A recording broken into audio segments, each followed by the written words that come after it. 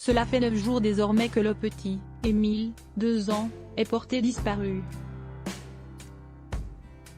Ce lundi, alors que l'enquête concernant ce drame vient de basculer sous le régime d'enquête préliminaire, une autre décision importante, révélée par France Info, vient de tomber.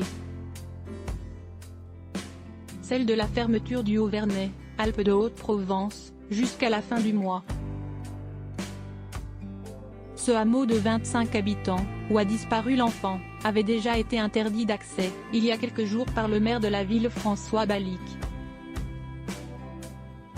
Mais il devait rouvrir ce lundi. Le maire avait décidé de fermer l'accès au hameau, car il craignait l'apparition d'un tourisme malveillant. Il avait également considéré que les habitants, secoués par cette affaire, avaient besoin de paix. Mais cette décision avait suscité beaucoup d'interrogations. Les gens doivent se demander s'il n'y a pas des choses à cacher, avait déclaré Dominique Rizet, consultant police-justice sur BFM TV, avant de se demander « Pourquoi n'a-t-on pas accès à cet endroit ? Qu'est-ce qu'il se passe derrière les volets ? Est-ce que quelqu'un sait quelque chose ? On nous exclut de tout, mais je ne suis pas sûr que ce soit une bonne chose, il faudrait mettre en place un filtrage », avait-il ensuite estimé. Pour rappel, cette décision a été prise car de nombreuses personnes guidées par leur curiosité étaient venues sur place, leur objectif étant de retrouver le petit garçon.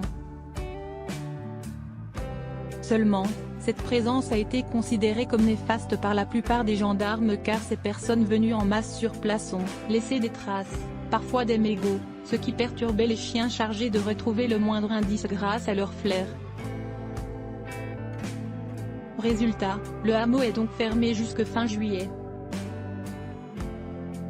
À noter que depuis plusieurs jours, de nombreuses pistes ont été explorées afin d'expliquer la disparition du petit garçon. Mais ce lundi, une nouvelle hypothèse a été émise par les enquêteurs. Ils ont la crainte que le jeune Émile se soit retrouvé dans des hautes herbes et qu'il soit passé sous un engin agricole, a fait savoir Boris Karlamov, un journaliste de BFM TV envoyé sur place. En attendant de connaître la vérité, la plupart des habitants du village font profil bas, en espérant un heureux dénouement. C'est notamment le cas des grands-parents d'Émile, qui se sont repliés sur eux-mêmes, d'après l'un de leurs amis qui a témoigné pour BFM TV.